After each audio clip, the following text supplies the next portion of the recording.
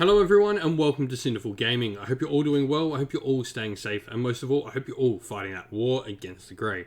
Today's video, we're going to start collecting Warhammer Age of Sigmar video for you, and today we're going to be looking at how we can start collecting a Warhammer Age of Sigmar army for the Hedonites of Slaanesh using the brand new Warcry box coming out for the faction.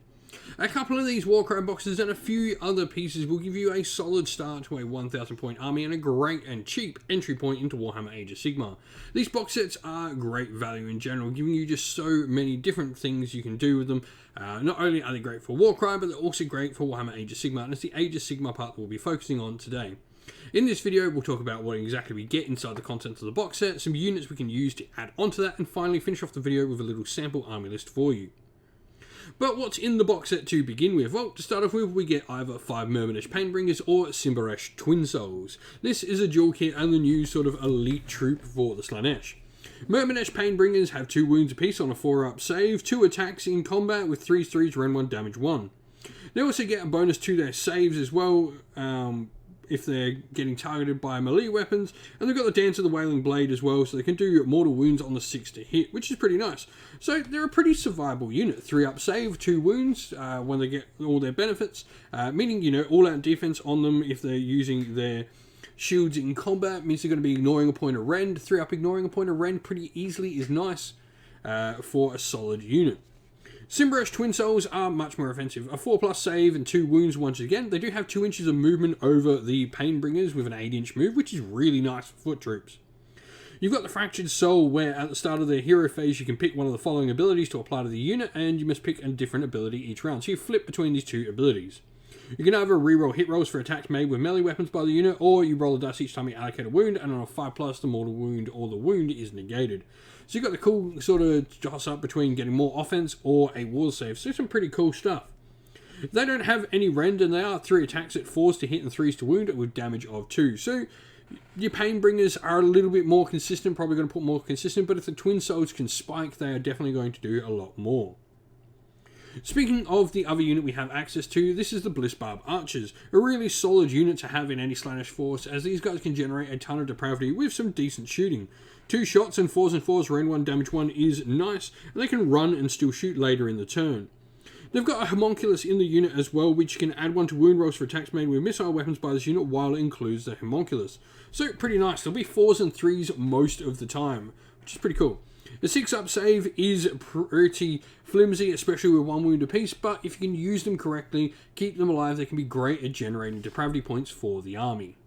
But where do we go to next? Well, I personally think the best piece to pick up is a Lord of Pain. This is going to make your Myrmidish Painbringers into a battle line option, which is pretty cool, which is just going to give you more battle line. If you go for those Painbringers, which I think is the better option, just giving you a really good sort of block of troops there to stay alive, I think this is definitely the option to go for.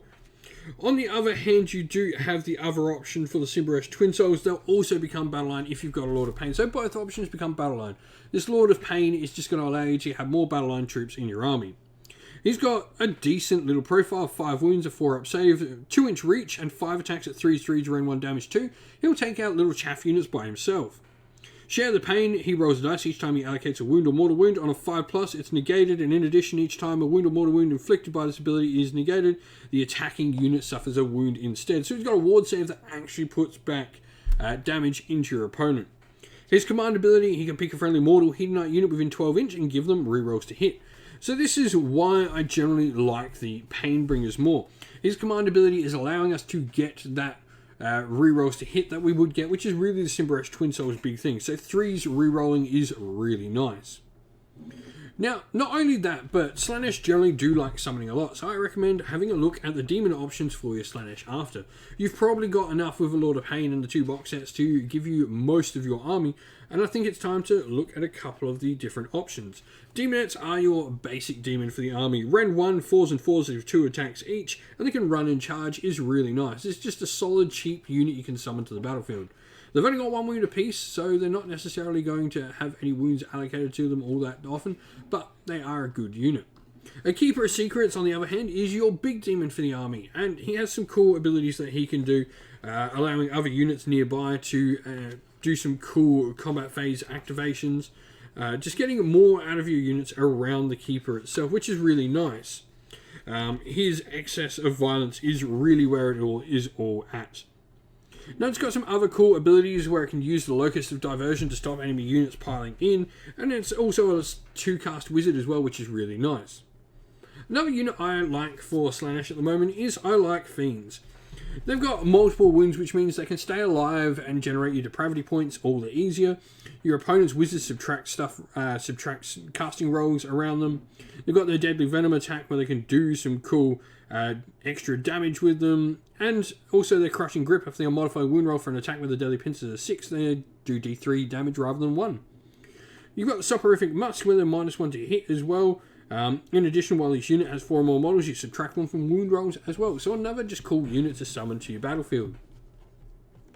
For me, after Lord of Pain, it really is just checking out all the different demon options you have available to your Slaanesh force. And so here we have a little sample armor list for you. We're going to be playing in the Faultless Blades Pretenders host. Now, Pretenders are those that are pretending to try and be Slaanesh, the ones that think they can actually replace the god. Faultless Blades 1 is one of the different sub-factions that comes out in Wrath of the Everchosen. Now, we've gone for the line for our grand strategy because we think it's just a good one. We've got a lot of battle line units. And then our Triumph is going to be Inspired for +1 to wound.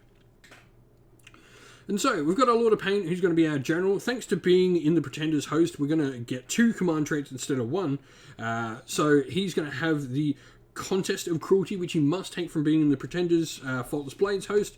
This, until the start of the pile-in move, friendly Pretenders Blades, Faultless Blades units within 12 inch of the general can move an extra 3 inch when they pile in.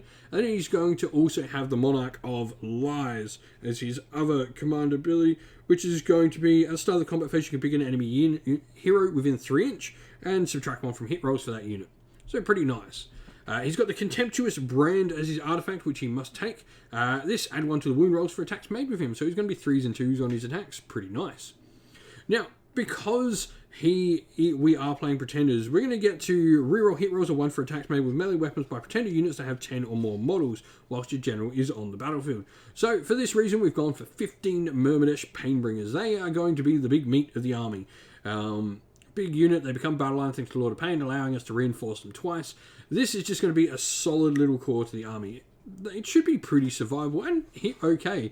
They can easily be, with all the different benefits we've got here, some really cool, like, easily be, thanks to the Send Me Your Best, when they make a charge, there'll be 2s re-rolling 1s, and then there can be, you know, pretty easily on those 3s to wound, so it's pretty solid stuff all round.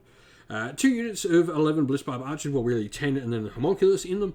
They're going to be around trying to split their fire, do as much like little splash damage to opponents' units as possible, and generate heaps of depravity for us to summon in some demons.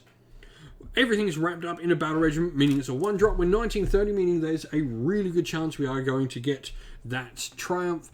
2 reinforced units out of the 2 we can take, no allies. 57 wounds on the table is decent for a Slaanesh army, and as mentioned, a 1-drop force. Well, that's it for the video. We hope you enjoyed watching. If you did, please don't forget to leave a like and subscribe to the channel. If you'd like to come chat more with me and other members of our little fine community here at Sinful Gaming, you can do so by following the link in the video's description to our Discord server. Lastly, if you'd like to help support the channel more, you can do so by following the links to either our Patreon or YouTube members down in the description of the video.